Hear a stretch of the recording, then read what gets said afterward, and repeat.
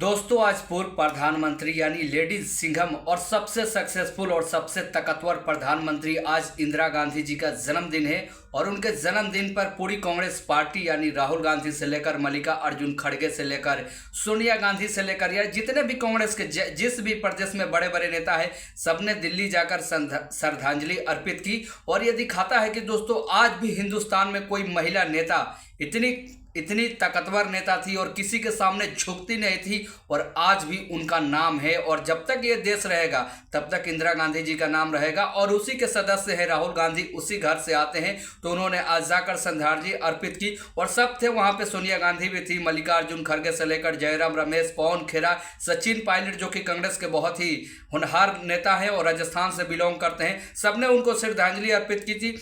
और उनके जीवन से राहुल गांधी को काफ़ी कुछ सीखने को मिलता है। और उन्होंने एक्स पे पोस्ट भी किया है और बहुत ही भावुकपूर्ण उन्होंने पोस्ट किया। और आज इंदिरा गांधी को दोस्तों हमेशा इतिहास याद रखता है, क्योंकि उस जमाने में जब भारत के पास उतने पैसे नहीं थे, उतने संसाधन नहीं थे, तब भी किसी के सामने उन्होंने सरेंडर नहीं किया था और आंख में आंख डालकर बातें करती थी। और कोई भी विदेशी ताकत किसी में इतनी हिम्मत नहीं थी कि जो उस समय इंदिरा गांधी को झुका दे, जवाहरलाल नेहरू को झुका दे। खासतौर पर मैं इंदिरा गांधी की इसलिए बात कर रहा हूँ क्योंकि वो महिला थी और उस समय महिला का नेता बनना बहुत मुश्किल का काम होता था, बहुत टफ काम होता था। लेकिन इंदिरा गांधी ने 3 बार प्रधानमंत्री बनी और बहुत ही सक्सेसफुल प्रधानमंत्री बनी। और आज हिंदुस्तान में जो कुछ भी है उनका ही देन है, जवाहरलाल नेहरू का देन है और इंदिरा गांधी का देन है। और इंदिरा गांधी आई तो राजनीतिक बिल्कुल पूरी तरह से चेंज हो गया था। एक समय थोड़े समय के लिए इमरजेंसी लगा था, लेकिन उसके बावजूद भी देश के जनता ने उनको जिताया था, एक बार हराया था, लेकिन फिर चुनाव हुआ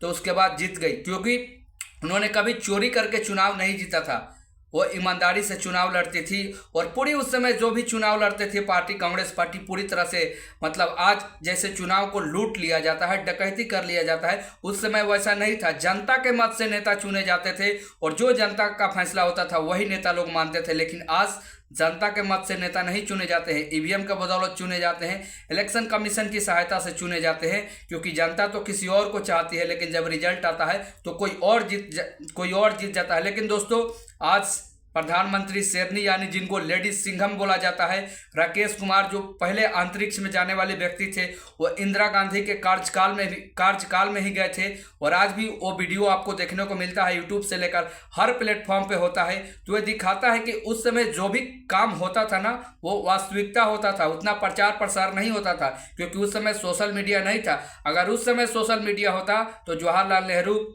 और इंदिरा गांधी ऐसे नेता थे जो कि 30-30 साल प्रधानमंत्री रह सकते थे। आज आदमी चोरी करके जीतता है और सीनाजोड़ी भी करता है लोग, फिर भी जनता उनको एक्सेप्ट नहीं करती है। लेकिन आज गली गली में हिंदुस्तान के किसी भी कोना में आप नाम पूछिएगा इंदिरा गांधी का, तो इंदिरा गांधी का नाम आज भी जीवंत है, क्योंकि उन्होंने देश के लिए बहुत कुछ किया है।